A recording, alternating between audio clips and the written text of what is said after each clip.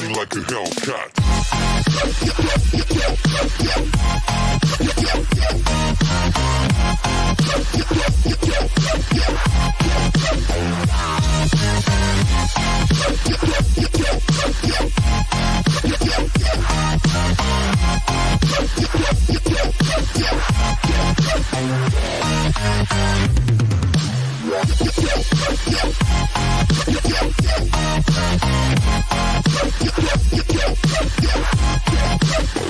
Like a Hellcat.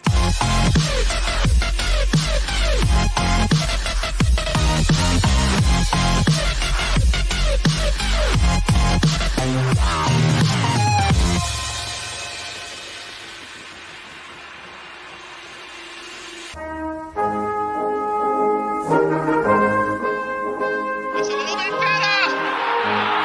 It is a stunner from Fabio Quagliarella. It's off again for Jacko, who's in for Roma and scores.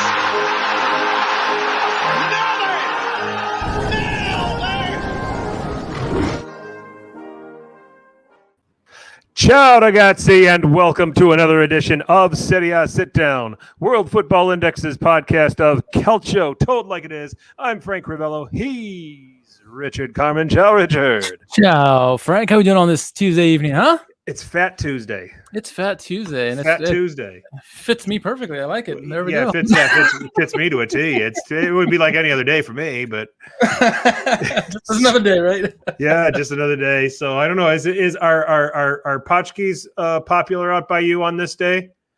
No, I don't even know what that is. So I'm gonna say no. Oh, okay. We got a pretty. Milwaukee has a relatively large Polish population, so that's probably why they're more popular here. But Potchkis are I actually made fun of Matt Santangelo when one of the first times he was on, because I told him he's got some Polish heritage to him, and he's also a man that when you talk to him, you know he drinks a lot of coffee. So I suggested, a couple of Potchkis could help you slow down a little bit. So that's basically you just take everything in the house. I mean, Fat Tuesday, the reason why they get it is you take everything in the house that's fattening, you make shit with it, because Ash Wednesday's tomorrow, and that's when you start your fasting and what you're giving up for Lent and all of that other stuff. So, Potchkis are they're basically donuts. This is an educational program. I love it. Miguel knows what I'm talking about. They're so he does. And I'm actually in Potchki withdrawal because I didn't go out and get one. So I'm I missed out on those this year. So but it is what it is. And they're good the day that they're made from scratch. Don't get them like the day after. Okay. So I'm sure they're probably fine then too. But but it is what it is. So yeah, that's Fat Tuesday is kind of you fatten up to no end, because tomorrow you're going to start giving things up for Lent and go on some kind of diet and all of this other stuff. So cool. At least that's the way that I understand it. I'm sure people will correct me either in the chat or when they hear this podcast. So and they're welcome to do so. It's just my interpretation of it. Everybody can just have their own way of doing things. So how are you? I'm good. It's another stormy day, I guess, or big storm coming up on the horizon on Thursday. So just getting ready for that. It's supposed to be going to be up to 10 inches of snow. So we'll see. But yeah, it's just been a lot of being at home and weathering the ice. We got a lot of ice here recently. So yeah. Can't complain, I guess, otherwise. We've been battered with a lot of cold weather. We got the Arctic blast, nearly as bad. Minnesota got battered with cold, like minus 20s and stuff like that. We had that for like a wind chill for a little bit, but nothing necessarily worse than that. Today we creeped up to 20. I almost put on shorts, so I was so happy, but nice. But not quite ready to do that yet. So, but yeah, here in Milwaukee, we're just getting through that Arctic blast, and hopefully starting to see some days where we can finally get to spring and start doing things outside. So, right on. Matter of time. It's right around the corner. So yeah, no kidding. Okay. A lot to get into. We're loaded today. So if you join us on the chat, please check in with us. Subscribe, drop a like. Helps us out tremendously. If you're listening to the podcast, you can respond to anything you hear here at Serie Sitdown on Twitter or Instagram. There were a couple of big games over the weekend. We're going to break down those. We'll talk a little bit about Milan losing their grip on the top of the table. We will break down Juve's prospects as they head to Porto for their Champions League game on Wednesday. We'll take a look at the 3 Europa League games on Thursday. Little matter of Derby della Madonnina. And as always, we will finish up with Who Won Calcio Twitter. So do stick around for that. I know you will. Or if you're listening to the podcast, you're probably just going to fast forward to that and not give a damn about anything we're about to say here. So either way, we appreciate it. So let's start at the top, which is now Inter. Big game against Lazio on Sunday. And it would be Inter coming away, Richard, with the 3-1 victory. Inter goes with the lineup that we're used to, with the exception of Eriksen, where you'd normally find Vidal and Ivan Perisic getting the start at left wing back. Were you surprised by that look? It was the Eriksen move, no, because he had been playing a lot better as of recently. But the Perisic move certainly did, because he certainly has been playing fairly poor. And I know over the last couple of games, Interisi have talked about how he's been playing fairly well. So I guess that is not a surprise to an extent, but for me it was, and I thought there would maybe go something with maybe like Alexis Sanchez or something like that. But Ivan Perisic it was, and he did pretty good in the game overall. So yeah, good starting 11, and I think overall that midfield of Barella, Brozovic, and Eriksen I thought was expected, and they did what we thought they were going to do. So good on them. No surprises with Lazio starting 11. When you looked at these two 11s, is this? I mean, with Eriksen and Perisic included in the lineup, the thing that I got out of it, just jumping into proceedings, is why I had the feeling I said, Inter's trying to maybe set up to have a little bit more of the ball, by having these guys in the game instead of having Vidal, who might be a lot more of a box-to-box guy than Eriksen is. Eriksen might be learning to be that. Ivan Perisic is definitely more of a winger than he is a wing back. So Conte set up Inter as if I thought they were going to have a lot of the ball. So it surprised me as the game wore on to see Lazio have such possession. Did it surprise you to see Lazio on the ball more than Inter in this game? Kind of, but not really, because we the way Lazio has been setting up this season, it's kind of been leaning towards giving the other team possession and then trying to play counterattacking and that that kind of style. But what Conte's bread and butter has always been the counterattack. You let the other team have possession and you pick your moments to attack them and then make them pay for it. And that's kind of what we started seeing in the game. And I thought it played perfectly into Conte's hand, and just let Lazio go at him, get tired, make mistakes, and then make them pay for it. So I think it worked perfectly to Conte's setup in this one. Yep. And Wesley Hood would get a foul in the 20th minute that would give him a yellow card, but it was shortly after that this was the incident where Hood got booked, where he brought down Lukaku in the penalty area, initially not given a penalty. But upon review, they went to have a look at it, and Hood got a piece of him, and penalty to Inter. This was a very controversial play, taken down of L'Arturo by Wesley Hood. I know a lot of Milanisti and Juventini are going to say this is a BS call. It was a great tackle. And at first glance, when you're watching it, it looks like an old-time Nesta tackle or something like that. Right? Gets the ball, blah, blah, blah. Oh, you watch the replay, and you notice that he catches L'Arturo's back leg first before he gets the ball. It's a clear penalty to me. The right call was made. It was funny because, I was going back and forth with Michael Lisi on this, because we were talking about how, maybe all the old defensive tackles we've seen in the past, maybe they're going to be criticized now. If we had VAR, would they've counted? Who knows? I do know the Messi, the play with Nesta tick down Messi in the box there was a perfect play. I watched the replay, every angle. He got the ball first. Anyway, yep. Wesley Hood definitely got L'Arturo's leg first, and I thought VAR got this one right. As much as people hated the call, I thought it was a good call, correct call, and Lukaku steps up, scores a goal. But VAR, I have no arguments with that. How about you? So I didn't have a problem with the call either. I've seen that get called and corrected plenty of times. So Miguel agrees as well. Miguel agrees as well. So 1-0 to Inter there, and then they would make it 2-0 before the break, which obviously a goal right before halftime completely changes what managers are going to have to say in the dressing room. And on this one, Brozovic plays it deflects off a Lazio player and falls to Lukaku, who was in an offside position. and scores the goal, but the goal is awarded. And I think this is the correct interpretation, because when you look at it's offside if there is intent on Brozovic's part to play to Lukaku and it deflects off a Lazio player. When you watch the replay, Brozovic isn't trying to play to Lukaku. I think he's trying to play to what might have been Perisic, but it looks like he was trying to work the ball. He was trying to get the ball wide, and then it deflects funny off of that Lazio player and then falls to Lukaku. So in this case, I think the interpretation is that it wasn't the passer's intent to pass to the player in the offside position. So as a result, this is a good goal, and it's a legal goal. I'm interested to get your take on it.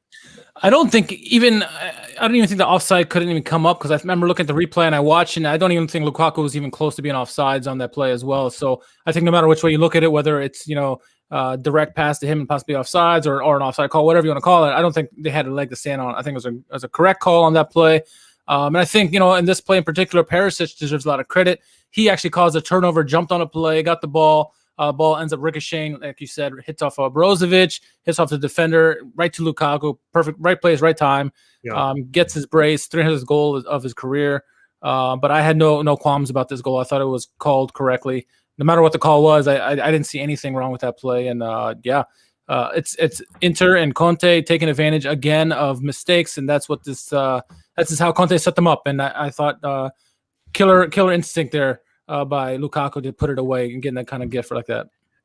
And don't look now, but he is now tied for the Capo Cannonieri lead. Romelu Lukaku. Guess who picked him? Miguel? No, maybe. But you did, yes. I know. We know. You picked him as a Capo Cannonieri. Meanwhile, my guy, Duvan Zapata, I don't even know if he has 5 goals this year. So yeah, this could be 2 years in a row of me getting the Capo Cannonieri right. That'd be pretty cool. So we'll see. We got a long way to go. So got a long way to go, and Ibra will catch up in number if he's at the pace he's scoring. If he, plays everything out, he probably will end up getting it, but we'll see. So we go into the halftime. Inzaghi makes a couple of changes. Gonzalo Escalante coming on for Lucas Leiva, Parolo coming on for Hut. Which I that one I thought was curious, because all right, when you're making these substitutions, well, now you're beefing up your midfield and you're taking out a defender, but it's not really, it doesn't look like a positive substitution. Maybe Escalante plays a little bit closer to the penalty area, but the Parolo substitution I don't know if that was just had anything, if that just had to do with the fact that, Hut's on a yellow and could get another one. What did you make of it? It was that was all strange to me. It was. I heard the murmurs in the Laziale Twitter that was the reason, Wesley Hut on a yellow, and they wanted to get him off and bring on Parolo, maybe a little bit of pace in there. And it seemed like maybe the call was going to be correct. Like just after halftime, Cherby ended up making a turnover, and Parolo, as Larturo goes on a breakaway, feeds it over to Hakimi, who has an open shot. Larturo and Parolo, dives in and gets a block there. She's thinking maybe this is going to be a good call. We end up seeing what the true result was. But yeah, that was certainly an odd substitution to me. I thought Escalante, I definitely liked his insertion into the lineup. But Parolo for Hut was definitely head scratching to me, and we saw how it turned out. Yeah, I mean Parolo. You said something about Parolo adding some pace. I'll point you to that third goal. Compared to Hut. Okay. just want to make sure. Yeah. All right. Let's see here. So,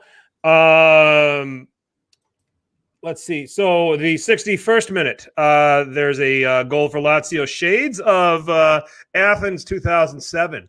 Sergej Milinkovic-Savic and Gonzalo Escalante doing their best Andrea Pirlo Pippo Inzaghi impersonation. Yeah. Milinkovic-Savic strikes it. It hits Escalante on the hip. And it goes in. Whether that is training ground rehearsed or it's an look what I found goal for Escalante, they're never going to tell you. No. Much like Pirlo and people are never going to tell you that was planned. So, but anyway, that goal just for a fleeting moment brought Lazio back into this game, and probably was a when you look at the balance of this game, the 65% possession that Lazio had, this is, possessions lead to chances like this. You draw fouls, you get a free kick in dangerous areas. So finally a goal that represents, what Lazio did in this game. And I think the consensus was, and you even see Miguel here in the chat saying, Lazio unlucky not to get more out of this game. As much as they dominated possession, they looked decent at times. You would expect more goals, and when they finally got this goal, we're thinking, game on, here we go, right?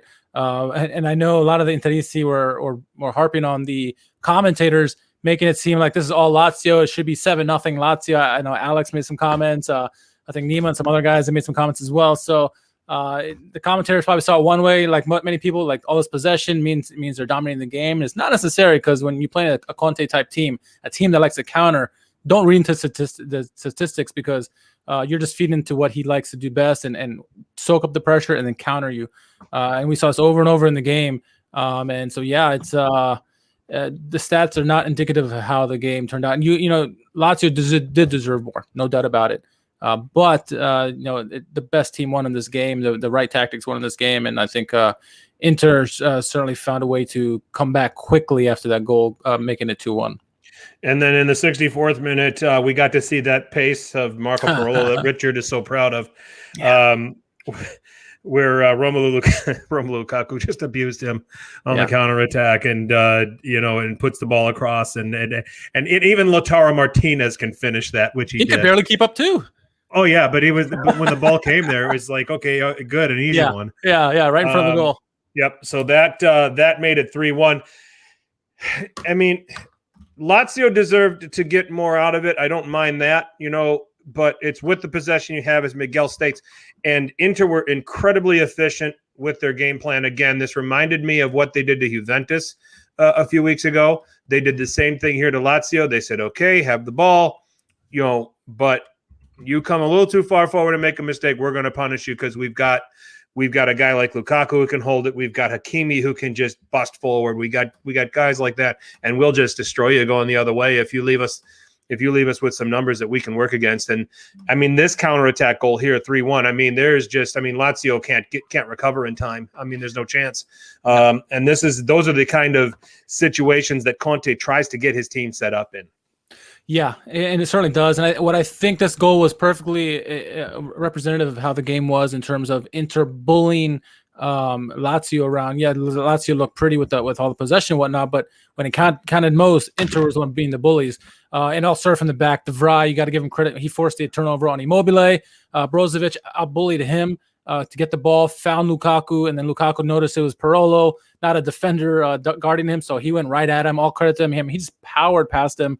And once he got by him, Parolo tried to catch him up to him. He just shrugged him off.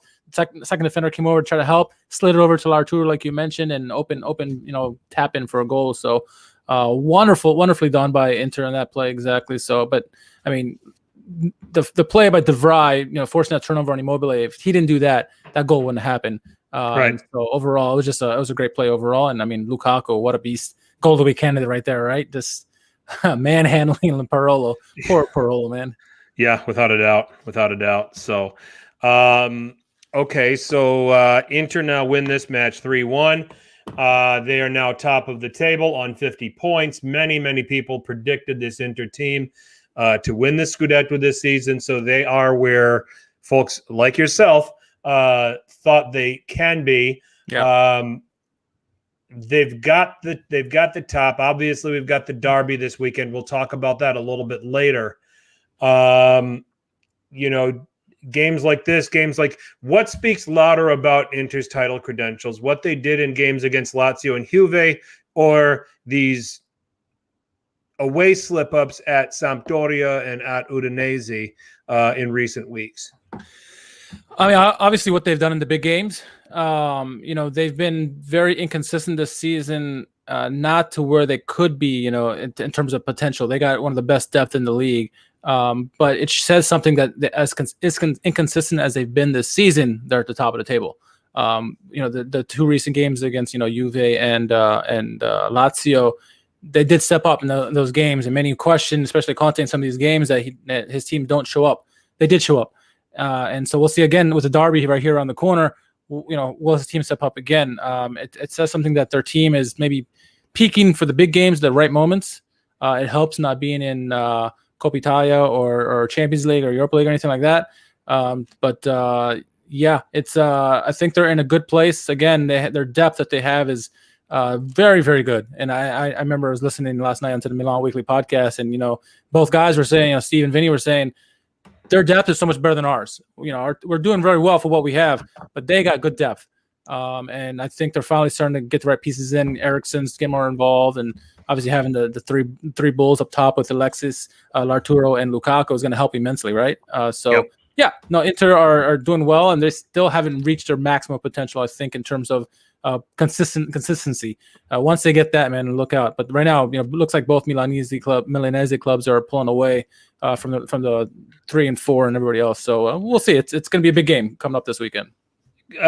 Convenient for me to make Lukaku the man of the match in this game because of the 2 goals and the assist. But I mean, it's all the other things that he did in this game: his hold-up play, his ability to help get counterattacks going, his ability to, help create some dangerous situations. So, I mean, it goes beyond the goals. Sometimes you look at somebody with 2 goals and an assist, and by default, they're man of the match. But there's so much that Lukaku did on the pitch and for Inter in this game that has him deserving of being such. Yeah, that's a fair shot for him too. Other guys I'd probably look at are probably Brozovic. I thought he played very well. Barella was a little bit quieter than normal, but still he had a good game. And Hakimi was all over the place. And it's a good group effort. The defense I thought played very well in this game as well. They conceded possession, but they didn't break.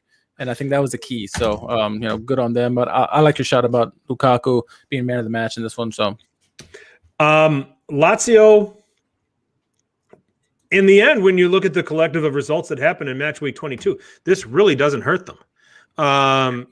This ends their title credentials, but did they really have any? They would tell you that they do. But the rest of us have them anywhere from 5th to 8th, depending on who you are and where you picked them. I mean, Alistair McKenzie with Lazio Lounge has them top 4. But, I mean, I guess had they won, they would have been in 43 points, just 6 points behind Milan and 7 behind Inter. And they would have been fourth. They would have been fourth. They would have been ahead of Juve. Yeah. So I mean, they're there, but they're not quite there. If you look at some of their games, I mean, I don't put them quite in the top 4. Now, there's a bunch of 4 or 5 teams that maybe are playing better than them at the moment, and the standings, show that. So I wouldn't quite put them as title contenders as much as maybe some Laziali feel they should be. Sure. It's all about top 4 for them and getting back there and getting back to the Champions League. And this result, as disappointing as it was to lose, it doesn't hurt them in the grand scheme of things. They're only 2 points out of 4th, and 3 points out of 3rd. So there's still plenty to play for them, in terms of that regard. It ended obviously a nice winning run that they were on. So, so we'll see if they can pick up the pieces, and go from there. They obviously have a big game next week against Bayern Munich in the Champions League. They'll have a game prior to that, obviously, in the league. Who do they play next weekend? They host Sampdoria on Saturday. So a game that's gettable for them. Obviously, Sampdoria is improved, but it could also be the perfect hangover game after losing a tough one to Inter and having Bayern in front of you in the Champions League. It's one of those games that's in the way, but you need it. So we'll see what happens. I come away from this for saying Lazio, in terms of what should be expected of them or what their realistic ambitions are, this game really didn't hurt them. No, yeah, and I think I agree with you on that, because considering all the other pieces that fell over the weekend, I think they're still sitting in a pretty good spot right now. So long as if they can continue to improve and get some better results, who knows? Maybe top 4 is within the reach. I mean, 2 points out right now, so anything can happen. And this didn't hurt them because of a significant result that happened just the day before between Napoli and Juventus, Richard. Yeah, that was an interesting game, wasn't it? So Napoli hosting Juventus. We finally get to see these 2 teams play on the pitch against one another. I'm looking at the lineups first of the host, Alex Meret in goal. We wondered who was going to be in goal between him and Ospina. Meret would get the nod in this one. They went with a back 4 of Di Lorenzo, Rahmani, Maximovic, and Rui. Then they went with a midfield of Zielinski, Bakayoko, Politano, and then a front three of Insigne, Lozano, and Osimhen. Pretty standard lineup. I mean, didn't have Ruiz in the lineup and some other guys. Maybe Elmas maybe deserved a shout. But what were your thoughts on Napoli's starting 11 in this one? I mean, first of all, I mean it's a boost for them to have Osimhen back. Yeah, absolutely. I didn't think they'd have him back for this game. Yeah. So Petagna is just he's more of a cement boot guy. He's a guy that is just got to park himself in the 18-yard area. I don't like the lack of dynamics he has in comparison to Osimhen. I think this team operates better with Osimhen obviously leading the line, or if you play Mertens in a false nine role. So having somebody much more dynamic in the striker position, I think was something that was going to be a boost, for Napoli. Rachmani and Maksimovic is just by default their center back pairing right now. Koulibaly's been out with COVID. Manolas has the ankle injury. And, coming into this game, I thought that these would be the two guys that would really, really hurt Napoli's chances in this game, because when you look at how they had to pair together against Genoa, they were beaten in a game that they dominated possession and had a ton of chances. And now you got two center back, but Genoa counters on them, or what limited possession that they have and opportunities they take advantage of. Yep. And you can sit there and say, well, we're going to be dominating possession. We're going to have all these chances. It doesn't matter who we play at center back. It actually does. Yeah. It really does. Now because if you have two center backs who don't have a lot of continuity and don't have a lot of sample together, okay, they're going to have very different, chances are good that they're going to have very different ideas in certain counterattacking situations. And if they're not connected, there's a lot of spaces that can be attacked. And that's what Genoa did. I mean, I think that Pandev had a nice turn on one of the defenders and the other one wasn't anywhere to be found to help. You look at the Coppa Italia game against Atalanta, Zapata scores a beautiful first goal there, but does he have that kind of space if Koulibaly's in the game? Yeah. Even from where he went back and got the ball, Koulibaly is in all likelihood confronting him. So it was things like that had me nervous about this in a game where I thought maybe Napoli would have it more. And that is trouble with Ronaldo and Morata running at them, and other guys that can run at them on the break. I thought we were in for something like that. And I went into this thinking Juve would win this 2-1. Yeah. And it's reasonable. That's reasonable going into the game. And really because of the center backs. And it just so turns out Rachmani and Maksimovic might have been the two best players on the pitch. Yeah, Rachmani was probably my player of the game in this one. Me too.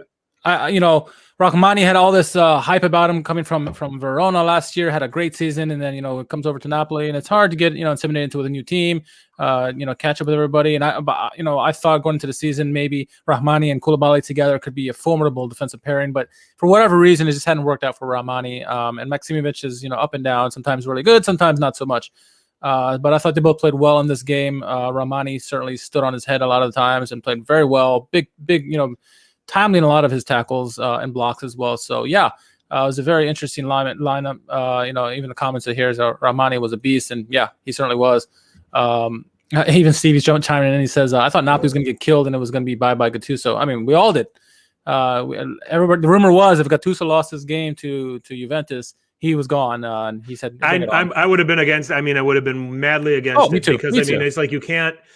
You're trying to navigate yourself through some of these games without your two first choice center backs and without your first choice striker. It's just it's just something that I was not going to agree with if Gattuso was going to be a fall guy in this situation. Yeah, I think it would have been incredibly harsh. He's done amazing for Napoli, for what considering what he's his skill set coming into this. So I mean, he's grown before our eyes in terms of being a manager. So. Looking over at the Juventus lineup, they had a fairly standard lineup. Wojciech Szczesny in goal, obviously. They went with the back four of Quadrado, Mateusz de Ligt, Giorgio Chiellini, and Danilo. Midfield three of Federico Chiesa, Adrien Rabiot, and Rodrigo Bentancur, with a front three of Bernardeschi, Morata, and Ronaldo. Your thoughts in the lineup? Obviously, Chiesa has been playing really well as of late. Seems to be fitting very nicely into Pirlo's system. But the choice of Bernardeschi, what are your thoughts on that? Because many people have polarizing opinions, mostly on the negative about Bernardeschi. Weird. Yeah, wasn't it? Because he's crap for Juve. Don't mince your words. Yeah, you got a guy like Mario Rui who will come forward and he'll cross it a lot. And you're going to put Bernardeschi in 1v1 situations with him where Kulusevski probably should have played this game from the start. That's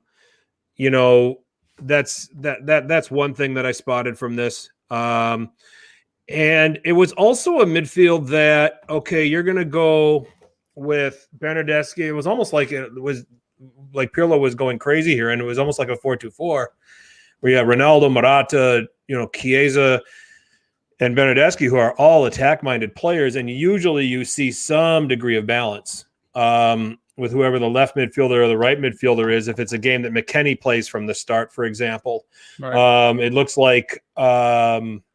It looked to me like Ramsey's not available. It's Danilo they had operating on the left.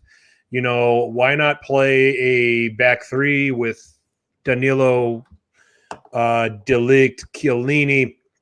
Chiellini can get into a cage match with Osimhen like he did with Lukaku, and then you could have Alexandro playing from the start. I think it was just a little too cautious from Pirlo. I thought he had a chance to go ahead, get aggressive here, and get 3 points, and have a shot at moving into third, or clinging to third and inching toward the Milanese sides.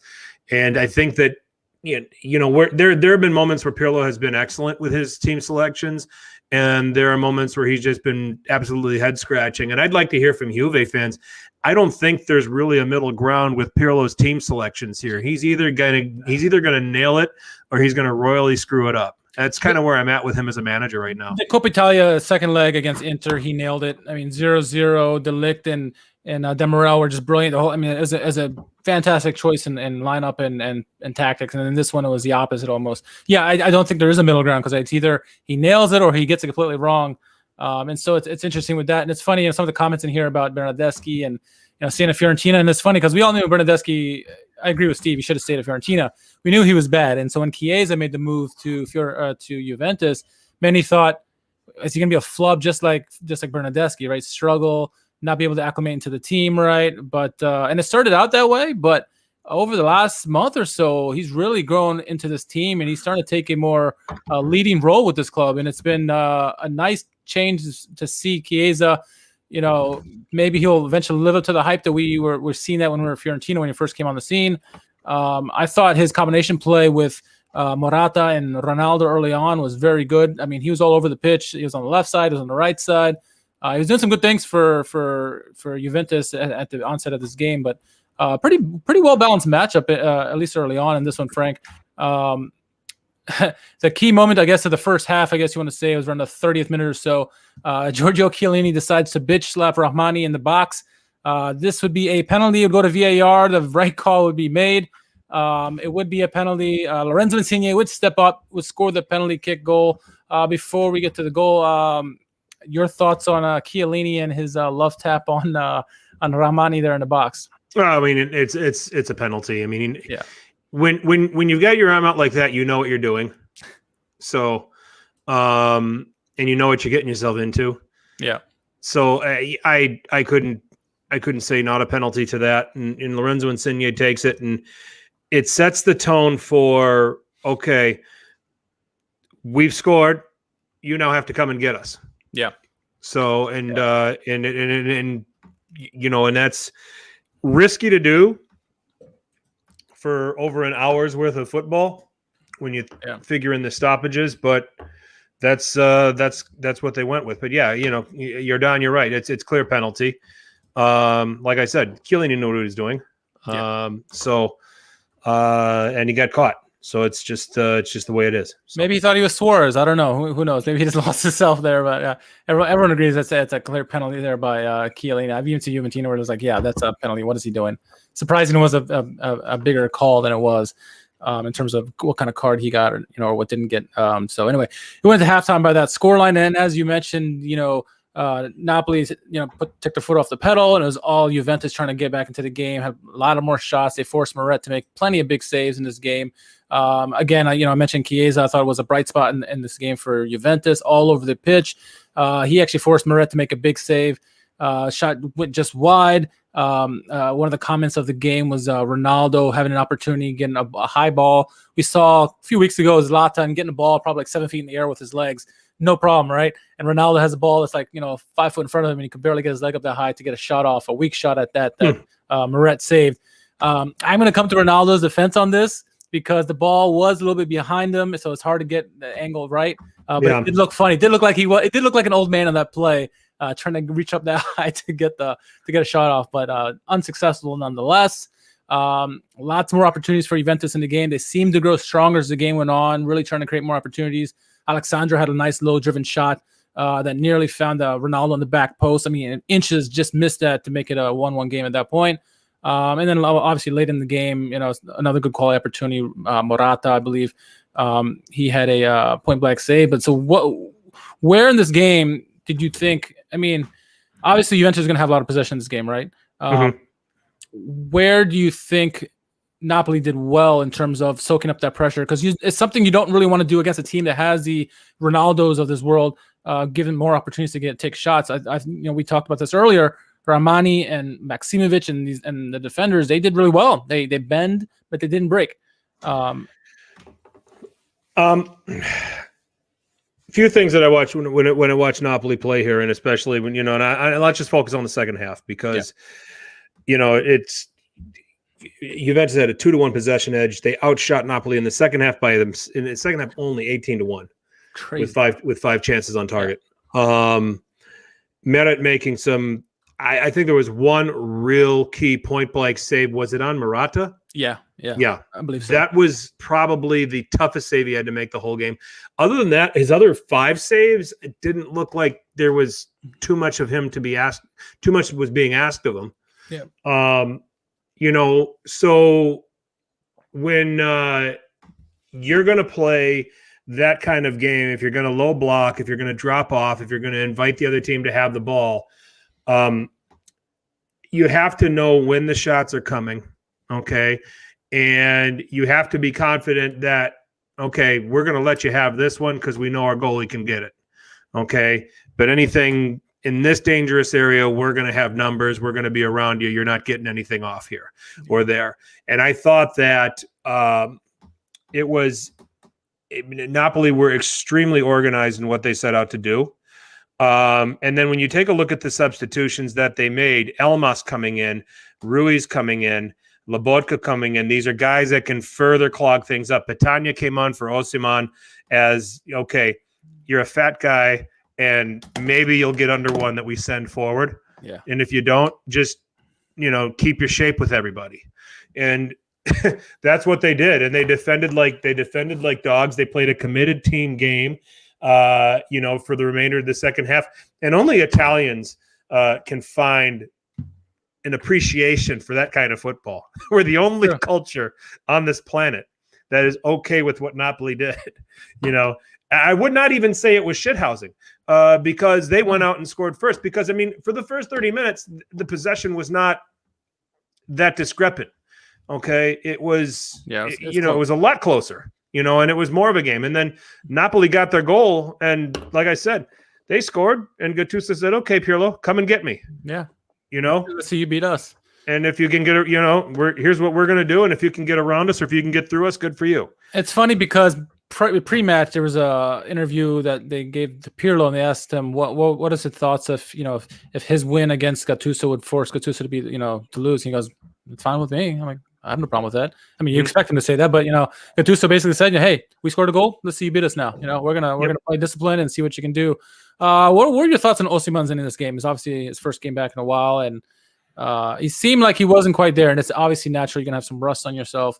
But what was your thoughts on his overall play in this game? Rusty. Yeah. A lot of things were mistimed. He wasn't the same impact that we saw at the early onset of the season. Yeah, the connection's obviously. not. I mean, it is going to take another game or two. Do you run him out against Granada on Thursday and try to give him more reps, or do you make that a Petagna game? I would start Petagna and bring him on in the second half. Maybe he needs to be on the pitch, but he needs to get more pitch time for sure.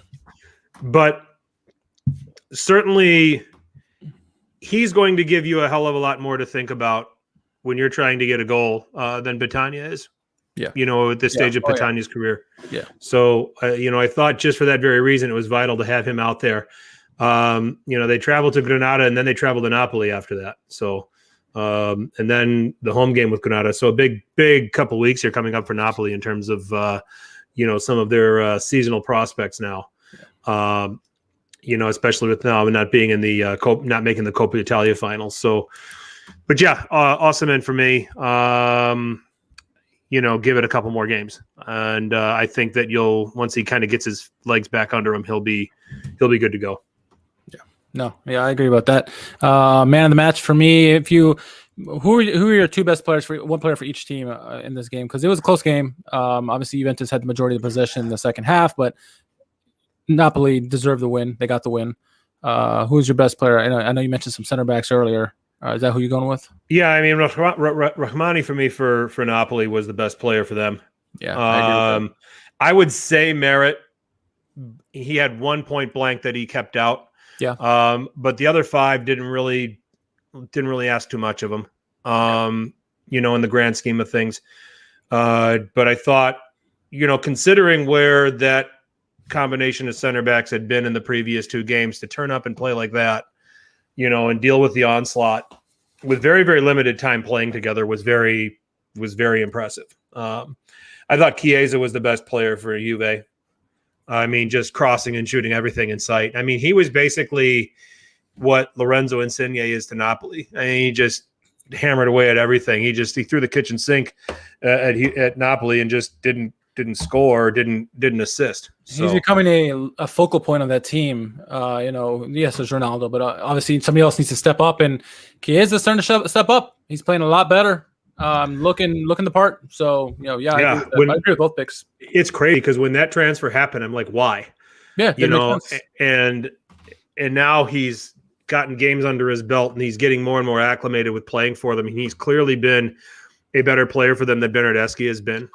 And I think part of that is Pirlo experimenting on where he puts him, right? Because we saw him in wing back, we see him in different variations of where to put him, and I think Pirlo finally found a spot for him that he has a direct impact on all the offensive plays. And he's taking with it and running with it now, and he looks good, and he's every bit of motivated. It looks like in each game. He's I'm not gonna make any slight comments against Juventus here. I'll hold from that. But Chiesa has been doing very well for them. So he's looking good for them. Yeah. Ricky's in the house. Lukaku fires into the first. You're late. We already covered that one. What's up? Awesome is that if Napoli turn him loose, he'll be outstanding. Absolutely. I think after coming off the injury, he needs a game or two. Get the timing down with the guys around him, and I think he's gonna cut loose and score a ton of goals here. From here on out. And then if they can recover Manolas and Koulibaly, this is a much, much better Napoli team than the one that was having the issues here with Gattuso and the question marks at ADL. Might can him after this one, and all of this other stuff. Which again, I would have ripped De Laurentiis to bits if he sacked Gattuso over this game and over this slight run. I think it was a new mustache that really got them to win. It could be. Yeah, could very well be. By the way, Ricky, we want to say congratulations on being first place. You have it for a couple of days, and then you'll lose it on the derby. But yeah, I digress. We wanted to give it to you. So we wanted to give it to you in time for the derby. I think that's what it was. So that's right. False confidence. That's right. All right. So why don't we batch the rest of these? I guess I can just whip right through them if you want. Sure. So, all right. So Friday it all began with Bologna and Benevento. At long last, we have a goal from Nicola Sansone in the very first minute. Only Musa Barrow would know if he was trying to cross it over to Sansone or if that was a deflected shot that happened to fall to him. Yeah. Nicolas Viola with a goal of the week candidate. Lovely little back heel on the hour to square the match. Game that saw quite a few shots in this game, 26 in total. 1-1 draw there. Torino and Genoa. Again, Genoa grabbing another point. They've moved up to 11th. They will not be top half of the table as I projected after over the next 2 games after match week 23. That can't happen, but they are sitting in 11th on 25 points. It's 0-0 the final. They outpossessed Torino, Richard. A Balladini managed Genoa outpossessed somebody. Crazy. It's crazy. 2020. Oh wait, we're at 2021 now. Sorry. What world are we living in? Oh my goodness. Oh my. And then Saturday night, we already talked about Napoli Juve, and then Saturday night was Milan at Spezia, and boy did Milan pick a I'm glad one team showed up. Yeah, one team showed up, and it wasn't the team at the top of the table. Boy, this was banter era level stuff from the Rossoneri. 7 shots with none on target. They had, and they had no answer for, of all people, Kevin Agudelo. Saponara came back to hunt him. He was pretty good. Maggiore scoring, Bastoni scoring. Yeah. Estevez is looking like a decent player too. Yeah. I'll just say this. I did not expect that kind of game out of Agudelo, and I think Italiano was very smart to start him over Galabinov. I think Galabinov would have been that stuck in the mud center forward that would have been very, very predictable for Kyer and Romagnoli to deal with. You get Agudelo, and he was getting the ball, and he was running at them, and he asked a lot of questions, and overall made this Milan defense uncomfortable time and time again in this game. I thought Agudelo was probably the best player in this game. Yeah, that first goal where Maggiore scored, he, like you said, ran at the defense, and they shredded the Milan defense in that first goal. You would have thought this is Milan doing on Spezia, not Spezia on Milan. What a goal that was. And then obviously the set-piece goal. But Agudelo, he was magnificent in the game. I agree with that with you. Yep. Çalhanoğlu was awful. Salamakers was worse. Benacer got some playing time. Kessie was bad. Everyone was bad. I couldn't think of a good player. Dalot was horrible. Yeah. Making Saponara look like an all-star. It was just a poor performance overall. You got to give Spezia credit. They fought them hard, but I agree with Steve. Worst performance of the season, easily. Yeah, bad day all the way around. But Kevin Agudelo, which like I said, if this was Galabinov starting, I think Milan figures out a way to get a point out of this game because Galabinov is a totally different striker from Agudelo. Yeah. He's a guy that sits in the box and wants service, and now you're putting the onus on Saponara and Giassi, which I think Milan would have been happy with. Yeah. I think the key telling stat for me in this game was 1 yellow card for Milan from Dalot. Nobody else had a yellow because there's no freaking passion in the game. Nobody trying. Where's the anger when you're getting outplayed by a team like Spezia, right? You should be fouling guys, tackling hard.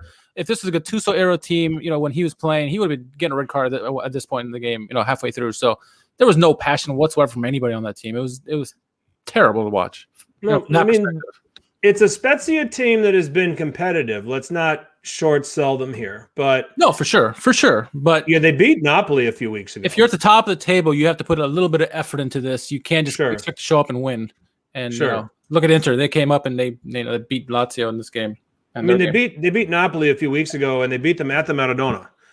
They nearly came back to get something out of their game with Roma. Roma ended up winning 4-3. So they've competed. All right. If you're looking at it as a Spezia supporter, and I'm just trying to look at it from their point of view, they were eventually going to get a result like this against a good team. I don't think they could have dreamed up beating Milan. No. We thought they were going to be a fight, right? We knew it was going to be a fight going into this. Oh, yeah. We said that last week. I think Don Totti came in and had a tweet said, Spezia actually have a better record against the top 6 than Roma do. Sad but true, but yeah. Everybody has a better record against the top 6 than Roma, though. Fair enough.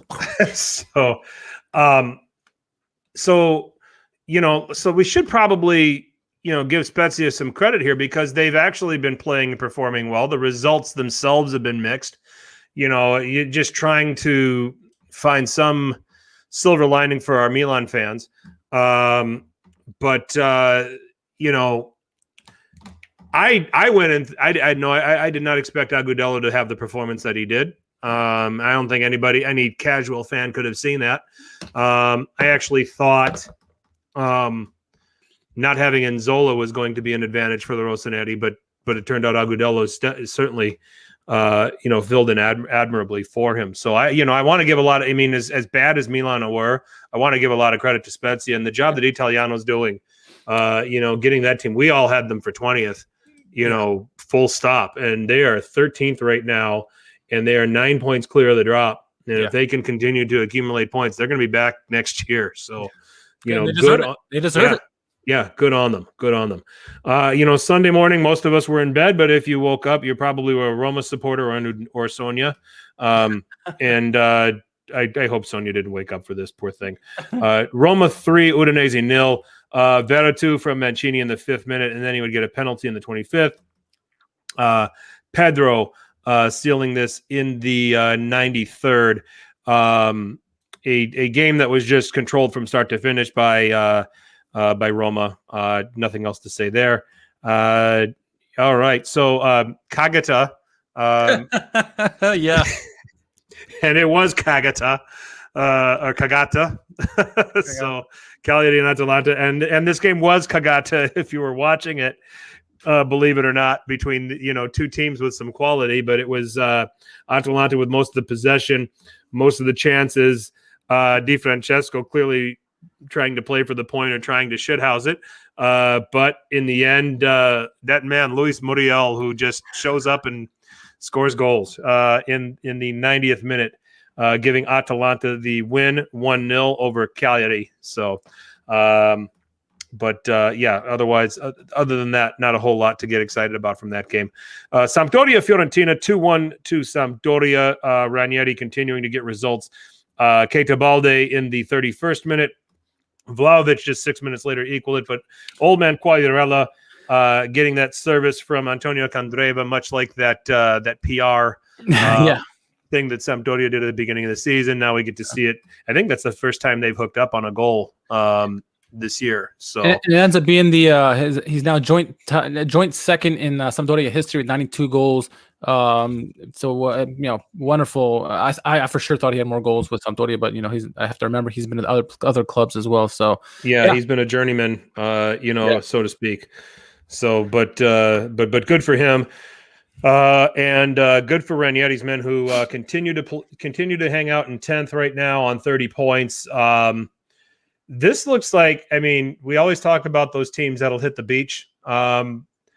In a few weeks' time, if Sampdoria can accumulate a few more points, these guys are all old enough and experienced enough that this will be your classic hit the beach team over the last 6 or 7 match weeks of the season, don't you think? Yeah, I think if they can get like 10 more points, get to that 40-point mark, I think they'll be like, all right, we can cruise now. No worries. Yeah, Quagliarella's gonna take time off, get Gabidina some more pitch time. Who knows? We're not going to make Europe. We're not going to get relegated. We're just going to kind of be middling between 8th and 12th. We'll just what's the difference whether we finish 8th or 12th? So, so Fiorentina, it's just like it's near miss after near miss for Prandelli. I'm willing to go to bat for him right now because he's getting close. They played well against Inter the week before and lost. They were down to 9 men against, scratched out a point out of that. They did beat Crotone. Here we are, another game that is winnable for them.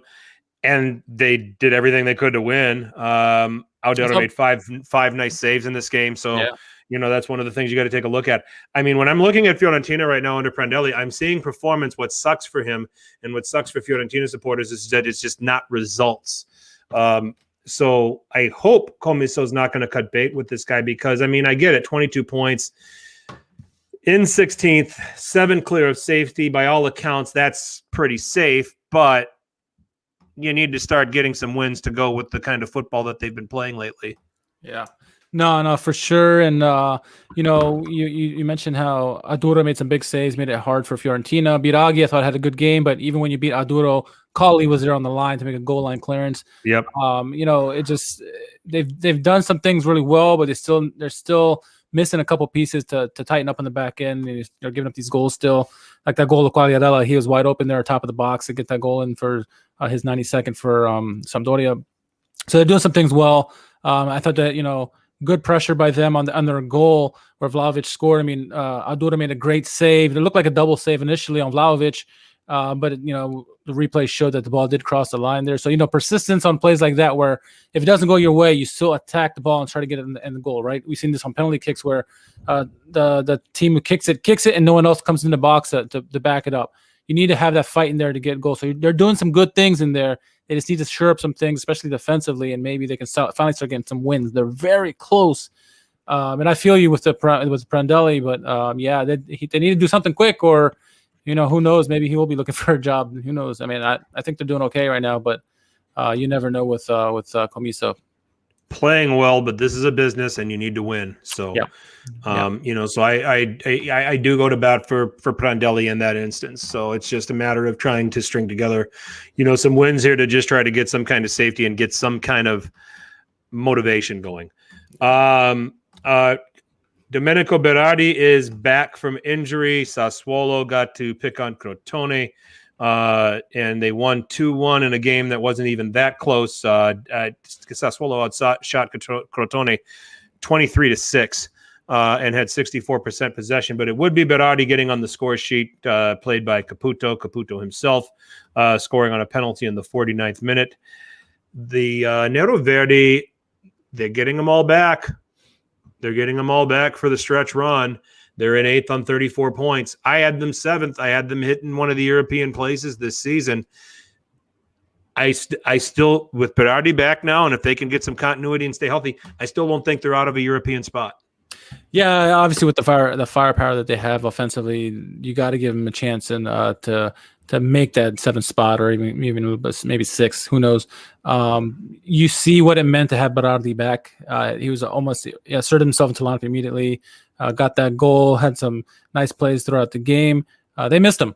They obviously missed him. We thought maybe missing Caputo would be the big one, but it seemed like Berardi, he's been the one who's really been leading this team, pulling the strings all season long. And so having him back, having the cast back for the most part, it's important for them. And now we'll see with everybody healthy, can they get back onto that role that they were in the beginning of the season, where they were just so beautiful to watch offensively. Outscoring teams, getting goals for once, right? Because they've been struggling in that department. So, I think having him back and having the cast back, they have a serious opportunity to make a run into that top 7. So we'll see. Fingers crossed, just for the neutral that wait to see some beautiful football again.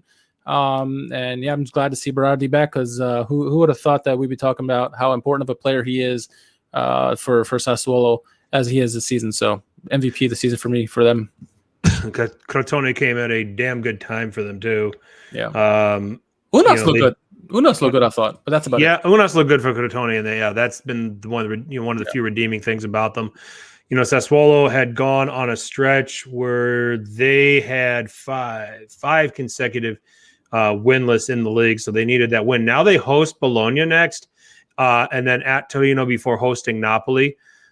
Ooh, this could get fun. We'll see. But and then they go to Udinese after that. So a stretch here. And Sassuolo seems to me, and when you think about them playing at the restart, they seem to me to be the team that plays well when it's nicer out. The weather's getting nicer now. Just one of those things that I tend to notice, that their football works in better weather conditions. It doesn't work in the winter. It doesn't work in the deep cold. So so we'll see. It's just I picked them to finish 7th. I picked them to go to Europe. I've got to try to come up with any kind of reason to still say that they can do it, because they're not out of it. So another team that's not out of it is Hellas Verona in terms of European football. They beat Parma 2-1. Kuchka gets a penalty for Parma to put them ahead in the 8th minute. In the 13th minute, it was an Alberto Grassi own goal off of a shot from that man, Federico Di Marco, who had another brilliant game here. He would later assist Antonin Barak in the 61st minute. Federico Di Marco is going to make a lot of money somewhere else soon, isn't he? He is, and I think Interisi want him back in their lives again. We'll see if that'll happen or not. But yeah, he's an excellent player, and he's going to make someone very happy that they signed him. So hopefully, wherever he goes, he fits in nicely and can still contribute. You know, we've seen so many times players make these big moves, and sometimes it works, and sometimes it doesn't. Bernadeschi. So yeah.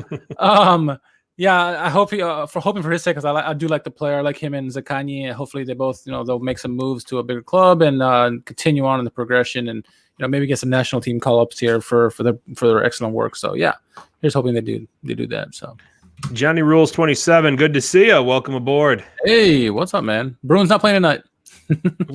That's probably why he's on. Is that why he's joining us? Maybe. So. Hey, that happens. Sometimes I don't want to be here when one of my favorite teams is playing, but I'm committed. That's right. I'm committed. So, goals of the week. I have one, the Viola goal. Okay. I think the back heel cleverly done. I mean, I don't have them in any order, but I have the Viola goal. I have the Unas goal, Lautaro, basically because of the inter-counter attack and the work that Lukaku did. Yeah, probably coming up with just those three. What do you got? Yeah, so I actually had the Viola goal actually snuck out of my top 5. I mean, it made my honorable mention. Okay. Coming number 5 for me, Bastoni from Spezia, not from Inter. Bastoni's set piece goal was nice trickery by Spezia on the second goal. Number 4 for me, Adam Unas making Pelosu look like Parolo on that play. I mean, it's completely embarrassing him and getting that goal. He had a great game overall. I thought Unas the one bright spot for Crotone. Number 3 for me, Luis Muriel beating 2 guys, getting the game-winning goal in the 90th minute.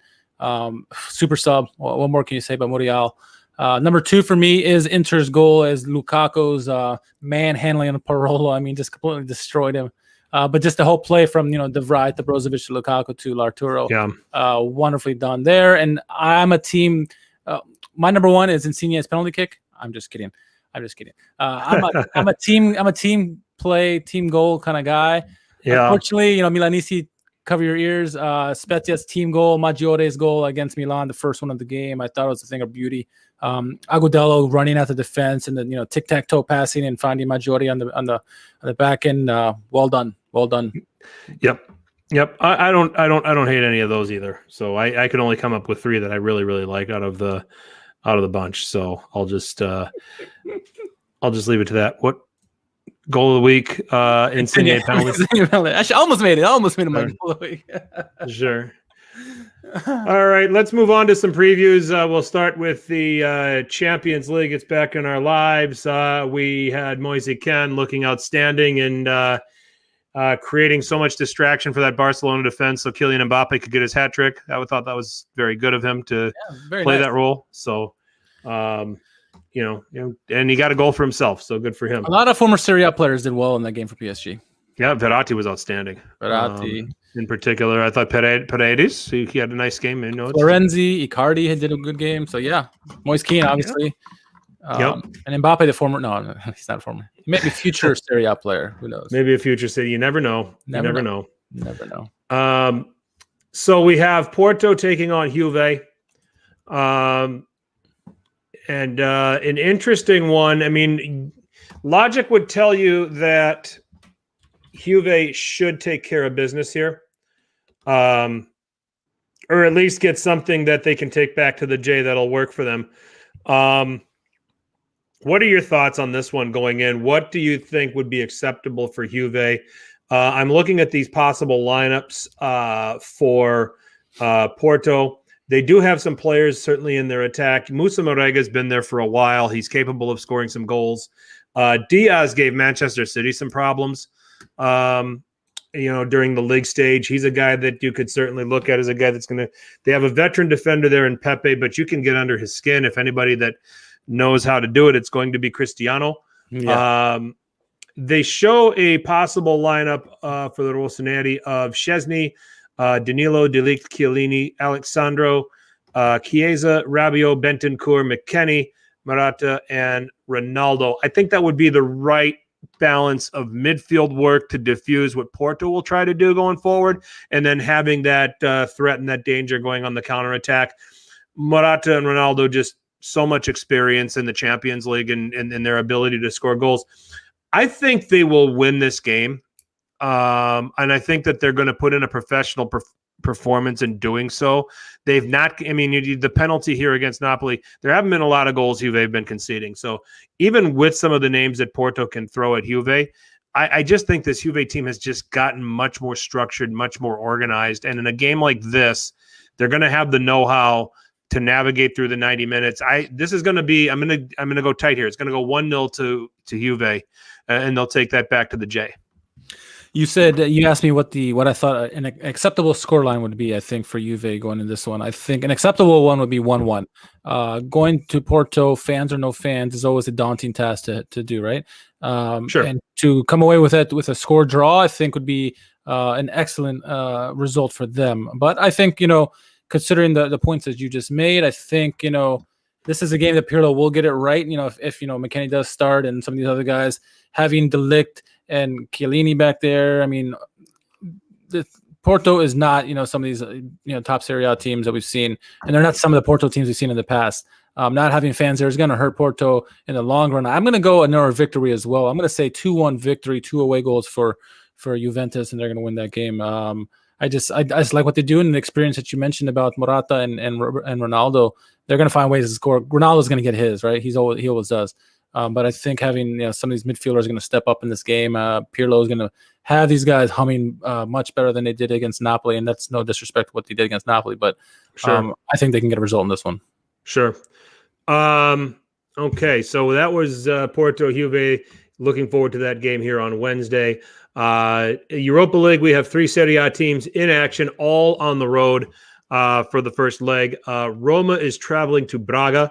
Side note there, Paulo Fonseca managed at Braga and had some success there as well. Milan traveled to Crvena Zvezda, previously known as Red Star Belgrade. Certainly, some history there.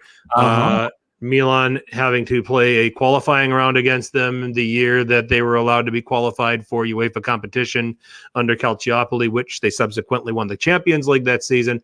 Red Star Crvena Zvezda and Milan, a player connection there, Dejan Savicevic.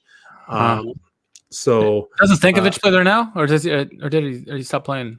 Stankovic, I believe, is he the manager there now? Maybe he is. I thought there was some connection with him with Crvena Zvezda. So yeah, he is the manager now at Crvena Zvezda.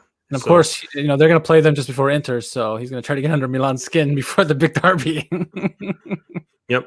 Yep, indeed. So, so that'll be a little bit of a personal derby for him. And then Granada hosting Napoli. Which team? Okay, let's just look at it this way. Which team do you think will have the biggest struggle? Because these are all tricky away matches. They are all tricky. If the fans were in attendance of the 3, that still makes it tough. Crvena says the Red Star Belgrade are very challenging to play at home. Some teams that play them well. I think Liverpool played them very well last year, but for the most part, most teams that go into Belgrade struggle. So I would say it was either that game or the Braga against Roma matchup, just because Braga does have a lot of talented players, and playing against your former boss is something you're going to motivate them. And obviously, Roma, we'll see what kind of lineup they put out there, but it should be a fairly equal match. But I think if any of the 3 teams are going to have an easier, not necessarily easy, but easier, I think Napoli against Granada. I do like the matchups in that one. I think Napoli are going to look to get some more game time for Osimhen and get him back into match pitch ready. And so I think they'll have a little bit easier game than they did. Because Granada's not as good as like Sociedad, who Napoli faced in the group stage. So it's gonna be difficult no matter what for all 3 teams. It's not gonna be a cakewalk, but I think the first 2 games, Roma and Milan, they're gonna have a little bit of a tougher go. I think. What do you think? Granada have a mix of experience and young talent. Darwin Machis is an interesting player, the Venezuelan, as an example. But then they've got experienced players like Roberto Soldado, Jorge Molina, Kennedy, who you think should probably be in his 30s. He's only 25 years old. Played for Newcastle and Chelsea. So there are some names here. And they probably, they're not on the run that they were a season ago in La Liga, but they're still holding their own. They're in 8th. They're 6th in terms of their overall home form on the season. So that'll make it somewhat interesting. I still think Napoli if they were successful against Real Sociedad, I can't see why they can't be successul here against Granada, and get something out of it. Gianni says that Napoli has some injuries, but I still think that the talent that they do have that play, they're good. They're good. The issue for Napoli is that this game is sandwiched in between just playing Juve and now having to go play Atalanta. So how does Gattuso navigate this and how does he make this work and what does he go for? Milan at Crvena Zvezda, I think that a score draw is acceptable. With the derby on the horizon, there we go again. Another team that has a big game in front of them that they've got to navigate. Figure out how they're going to navigate this one. Mandzukic starts and plays all the minutes he can possibly play. That's just that's one example. Zlatan's being saved for the derby. There's no way you're playing him in this game. Among other players. So I think the team that's going to have the biggest struggle is Roma. I really like this Braga team. Got to watch them a couple of times in the Europa League. Really like the way they play. Very entertaining. Vanderson Galeno is one of the guys that you have to watch out for in that team. And it's a Roma side that still can be susceptible defensively. And this is a Braga team that is very aggressive going forward. They're in 3rd. Behind Sporting and Porto right now in the Portuguese league. They're 4th in home form. And then you take a look at some of the players that they have. Ricardo Horta's another one, the Portuguese international, really talented player. Nicolas Gaitan brings a ton of experience to their team. Mm-hmm. So they've got another team that has a mix of experience, but they've got some really young, talented players. I think Braga's going to win on Thursday. I'm going to give them a 2-1 win.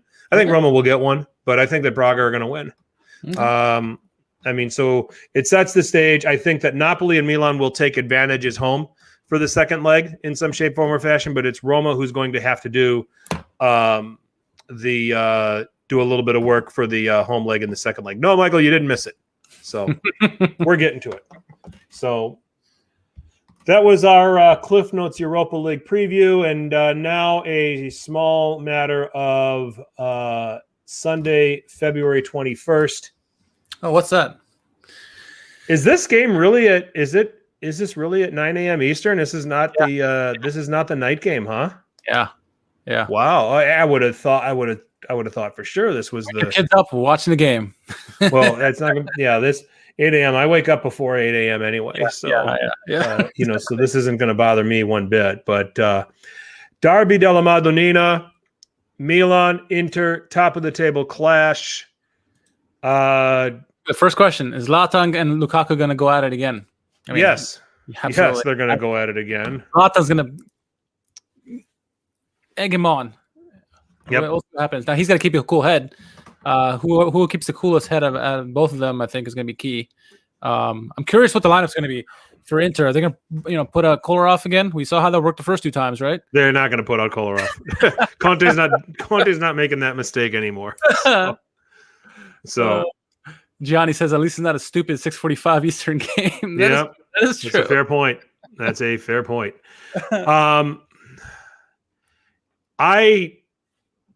I look at these two teams right now, and I look at the form that they're in, I'm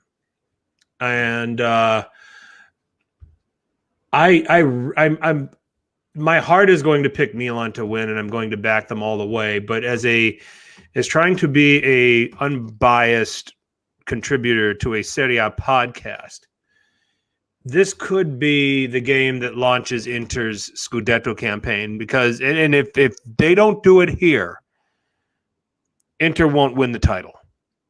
I'm going to put that on the limit. They don't win this game, they are not winning the Scudetto. All right. So if they don't win the game, you're saying if they don't win the game, okay. If they don't win the game, they will not win the Scudetto. Okay. But if they win this game instead of a 4-point lead, I'm not going to say the race is over, but Inter's chances of winning this thing get that much better, in my opinion. Sure. A win certainly is going to boost anybody's confidence, I think, in this game. Going into before this weekend happened, before the result of the Juventus game, I said, I think on last podcast, maybe the podcast before, that the winner of this game has the two participants here, Milan and Inter. Someone had to win to win the Scudetto because Juve was hot on the trail.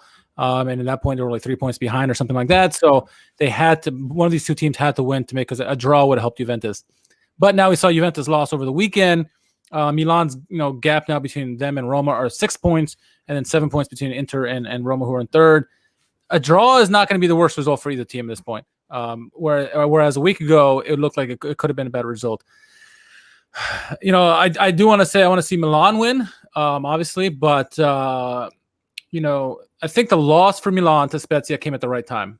Was it a great result to have? You don't want to play the way they played. You don't want to get a loss the way they did. No. But that's only going to motivate them. Had they lost by a cheap shot or something ridiculous, it would have been different. I think the way they lost it's a big wake-up call to Spezia. Will fire them up. Obviously, we want to see the fireworks between Lukaku and Zlatan and even Romagnoli, as David mentioned. But I think you're right. If Inter wins this game, their percentages for winning goes way up, I would think.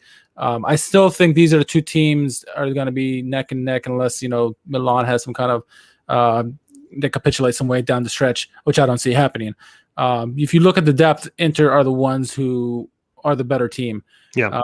This is a difficult call, and because of that, and I hate to do it, I think it's going to be a score draw in this game, which I think will suit both teams fine. Especially with that gap between the teams below them. Does either team really need it? I think if Inter doesn't win this game, they can still win Scudetto. And it's the same thing with Milan. I think if they don't win, they can still win Scudetto.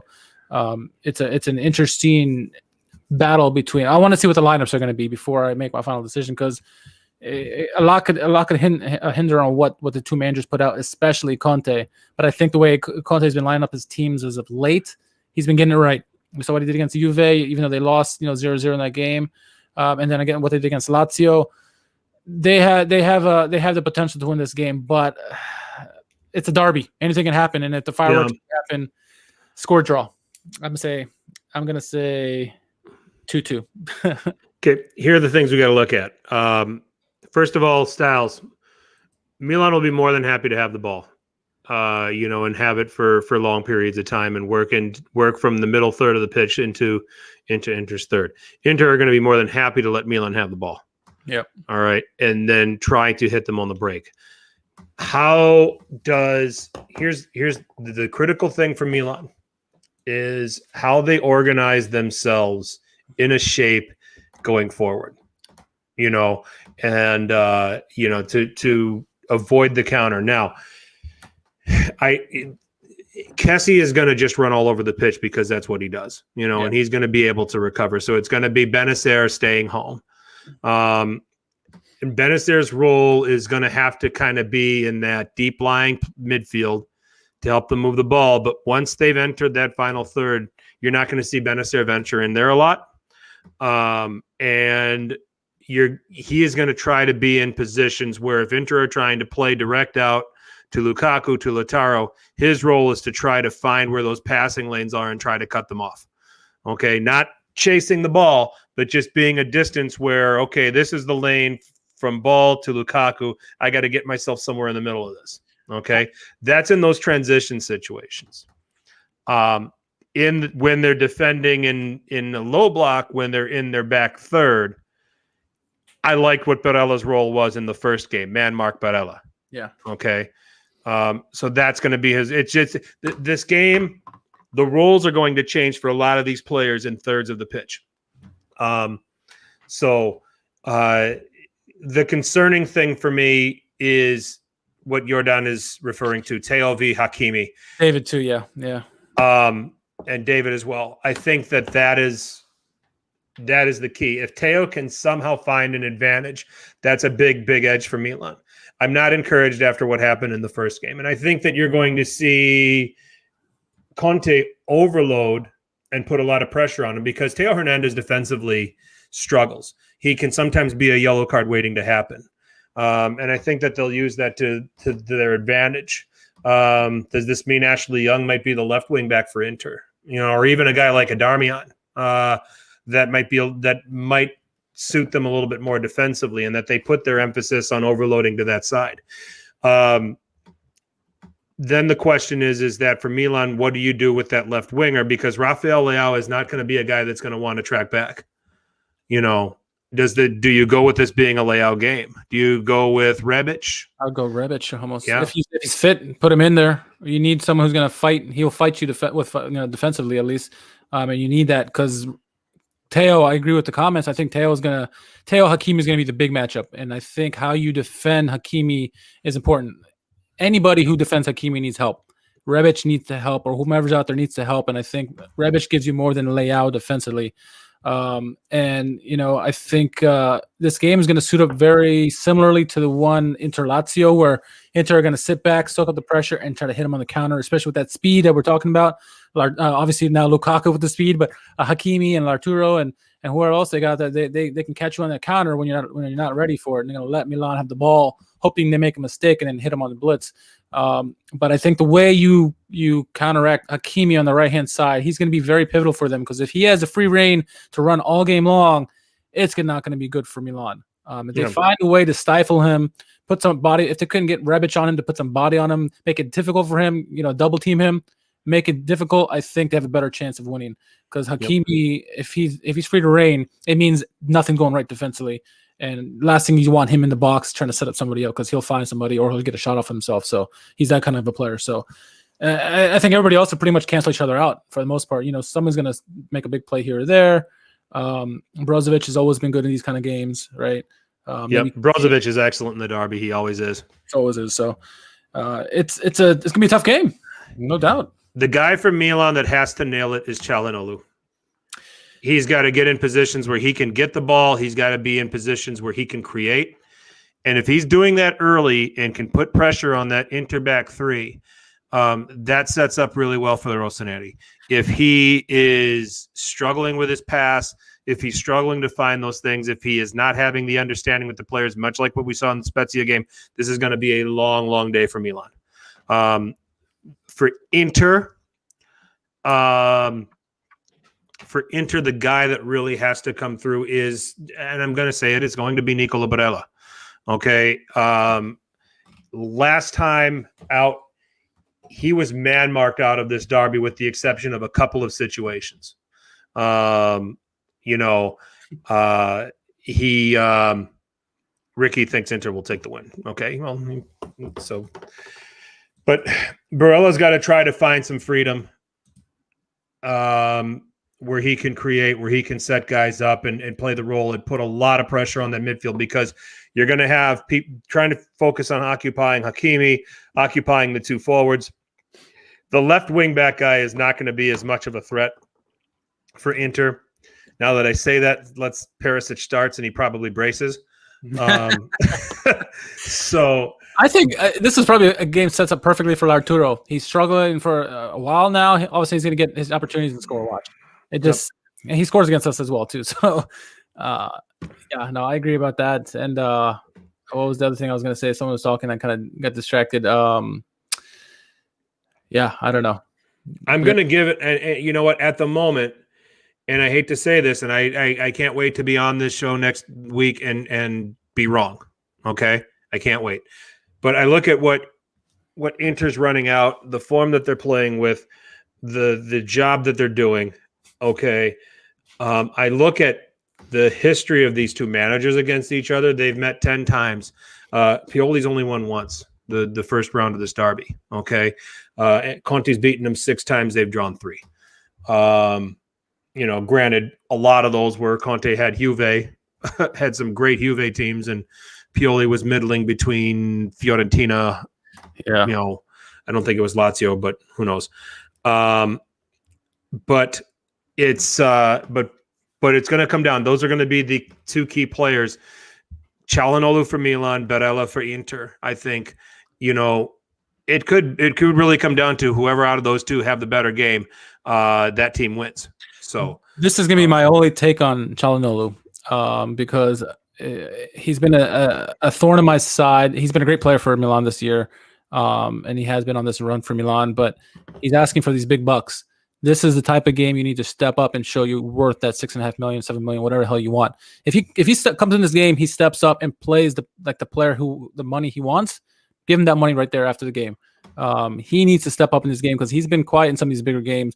He's a fantastic player. He's put up some big numbers.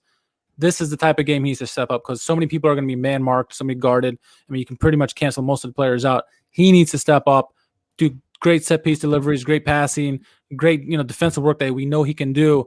He needs to step up big time in this game if he wants that freaking $7.5 million paycheck that he wants per year. So he does that. I'll give it to him right there on the spot if I had it. I mean, I don't have it, but they should pay him. But I need to see more from him, and especially this is the game to do it. So I'm going to leave everyone in suspense, and I'm going to wait till I see the lineups on Sunday morning to pick a winner. But for practical purposes right now, if you had to put me on the spot, I'm going to give Inter a slight win here, like something awfully odd that goes the Nerazzurri's way. And I'm just looking at it based on form. I'm looking at it based on the state of these teams, the depth, Conte's ability to go to a much, much deeper bench than what Pioli has to work with.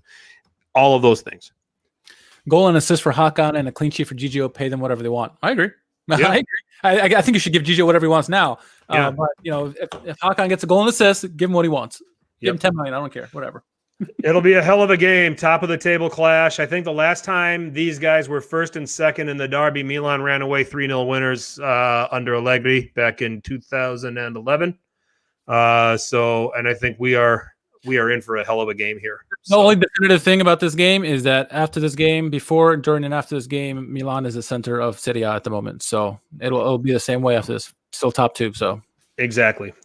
So we're looking forward to a hell of a game on Sunday morning. So get a good night's sleep on Saturday night. Set your alarms. No reason to be going out partying on Saturday. Where were you going to go anyway? It's a pandemic. COVID. Come on. Yep. So anyway, so that's the preview della Madonnina, and now we can get on to the important part, what everybody in the chat has been waiting for. Enough of us blabbing. Let's get on with it. It's time for Who Won Calcio Twitter. Who Won Calcio Twitter? I'll start this one off. This one comes in from at Alessio Odim, I guess, whatever. So this is a picture of Bernadette from Big Bang Theory, and it's Bernadeschi's best goals and assists from 2021 in Europe. Best midfielder in Europe. Off to a nice start there. Okay. Alessio Moro 96 at Alessio Moro 96. Romelu Lukaku, best goals and skills. Hashtag Juventus Inter. It's just a tree stump. Alrighty. This one comes from Yanks Ranks at Yanks Ranks. He says Matthias de Ligt emptying his pockets after the game against Juve in Coppa Italia. He's got his keys, he's got his wallet, he's got his phone, and he's got Lukaku. Nice. We always love those. Yes, I'm not on top. I'm on top. I'm not on latest. That's why I'm not seeing these damn things. Okay, technology, I tell you.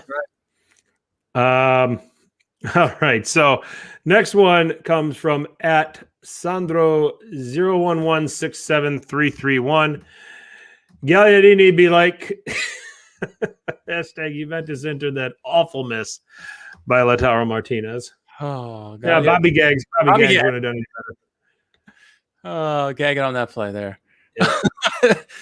If your kids are watching this, please hide them at the moment right now for this next one. This comes from at Carl171. Lee highlights Juventus Inter. Conte taking it, crying. And then senza calcio non vincere un cazzo. And then Agnelli with Zhang. Oh, Good Lord. That's all right. Moving on, at D Russo 2235, Andrea Battaglia highlights 2020-2021 goals and skills. Does he deserve a call up for Euro 2021? Pies for everyone. Oh. Busted his ass. Poor bastard. Now, that's not fair to the Amazon guy. He's thinner than Petagna. That's right. So. That's right. That's right. Next one comes from @Juve_SoCal saying, having Bernadeschi is like playing with two men down. Yes, it is. This is true. Yes, it is. Our friend Rafa Rispo @RafaNapoli83. Spezia right now. Hashtag Spezia Milan. Hashtag Who Won Tell. He nominated himself. It was. I mean, Spezia was like Hulk Hogan. They get that goal and they're like, yep. Oh, man. So this one comes in from nominated by @VUGHTELING. And it's Eric Trump tweeting out 2-0. And he says Eric Trump is a closet Spezia supporter. Obviously pertaining to his dad escaping impeachment twice. So they're escaping being convicted of impeachment twice or whatever was coming along with that. Okay, so Gianni Doncoli, he gives that. Oh, this play is under review. Sorry, yeah. We're at T._Tifoso. Yes. Chiellini going to get sent off or no? For the pitch slap. Okay, this one comes from Paris Snitch. And you got to read this thread. It's a pretty funny thread by him, but it says the first one is, I made some lovely interrelated Valentine's Day cards for you guys to use. Thank me later, fellas. The first one is, I miss you more than I miss a shot on goal. Some of these other ones, he got one from for Sensi. Seeing you makes my knees weak. Andanovic, your smile is the only thing that moves me. With Eriksson, I would sit on the bench all day with you. Hakimi, seeing you makes my heart race faster than me. All right. Meeting you was not a mistake. It goes on and on. Lukaku and so on and so forth. You got guys gonna read the thread. Heart is not the only thing going big for you. Yeah, I stopped there because of that. But yeah, that was a good one for Paris. Very well done. Oh my goodness, my love for you is more real than my hair. Yeah, that's okay. I think we know who our winner is. Eric, has Perisnich won before? I want to say that he has. He has to. He's so funny. So all right, Scott Monroe, our friend Scott_Monroe, getting on the board. Arek Milik, latest Instagram story throwing shade to Napoli owner De Laurentiis. No love lost there on Valentine's Day. Memories. Happy St. Valentine's Day. There you go, Eric. Oh, mercy. Next one's from Gianni. He's in the chat. It says, look at all the elite fours that play in Serie A. He goes, Ibrahimovic, Lukaku, Immobile, Dzeko, Ronaldo, and Insigne lookalike with his nice little fanny pack there. Or whatever. So, I think it's funnier that he's got Dzeko in there. Oh, man. Okay, that's all of them right there. Paris Snitch wins. Paris Snitch's thread's got to win. Chat, what do you think? But I think that's by far the funniest one. You got to read the whole thread. It's hilarious. What's it says? Oh my goodness! Hey man, it's my third all-time for Roma score. Oh man. Anyway, yeah, Paris Snitch was a funny thread. If you haven't read it yet or haven't seen it, go check it out. We'll retweet it for sure. Certainly a fun thread there. So yeah, nice job done, I should say. And yep. While you tweet that out, for those of you listening on our YouTube here, make sure you go and give us a subscribe if you haven't done so yet. Leave comments. Anything is much appreciated. I did get a shout out on YouTube, so I want to give him a thank you. I'll send him a little personal message myself. So you're the man. All right. Yep. Yeah. So again, Petisnich, congratulations on another Who Won Calcio Twitter win. That was well played. So absolutely. Yeah. I mean, hey, we're getting some quality now with this stuff. So yeah, Johnny, you're gonna have to up your meme game definitely.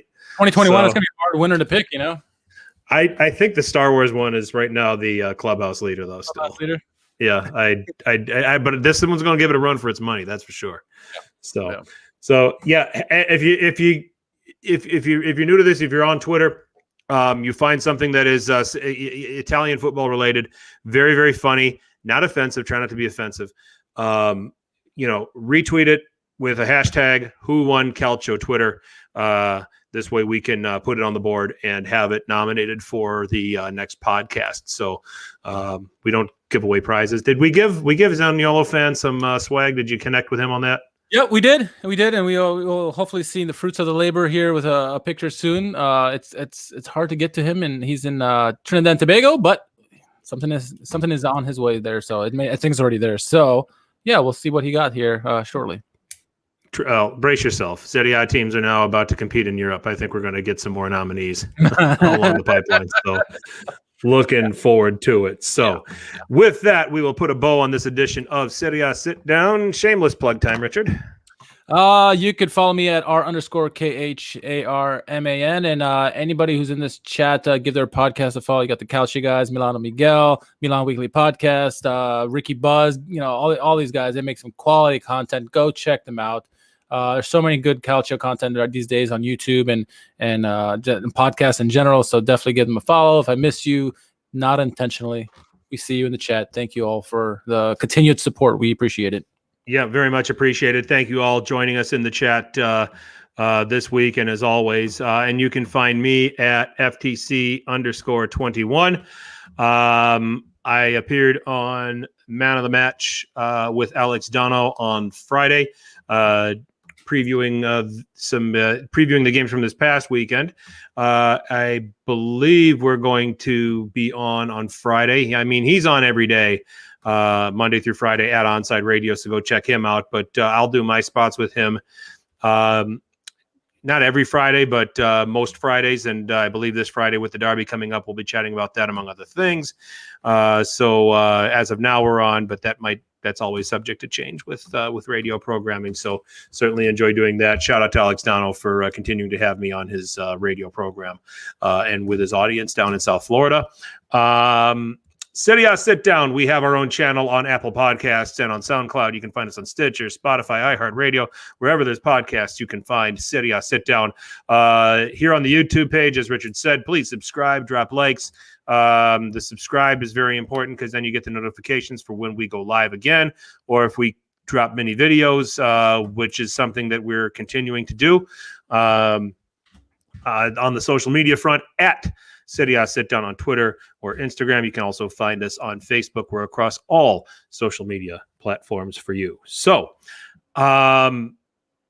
great job this week, Richard, as always. Chat, thank you as always. And enjoy the European games this week. Enjoy the Derby della Madonnina on Sunday.